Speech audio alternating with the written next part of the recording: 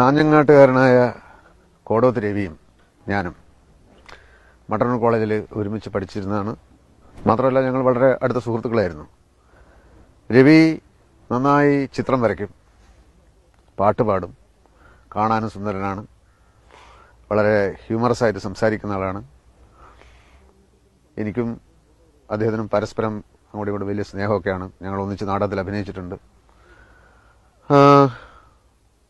College വിട്ട് കുറച്ചു കാലം കഴിഞ്ഞതിന് ശേഷം കാടാച്ചിറക്കാരനായ രവി എന്ന് പറയുന്ന വേറൊരു സുഹൃത്തും ഞാനും കൂടി നമുക്ക് കോടോത്തിനെ അന്വേഷിച്ച് പോയാലോ, അങ്ങനെ കാഞ്ഞങ്ങാട്ട് ഞങ്ങൾ ചെന്നിറങ്ങി. അങ്ങനെ പല സ്ഥലത്തും ശരിക്കും പറഞ്ഞാൽ അഡ്രസ്സൊന്നുമില്ല. അന്വേഷിച്ചു. കോടോത്ത് എന്ന് പറയുന്ന തറവാട് കുറച്ച് പേര് കേട്ടതാണ്. കോടോത്ത് രവി ഗോവിന്ദൻ നായരുടെ മറ്റേത് മറിച്ചത് അങ്ങനെ പല രീതിയിലും രാവണേശ്വരത്താണ് എന്ന് ഒരാൾ പറഞ്ഞു.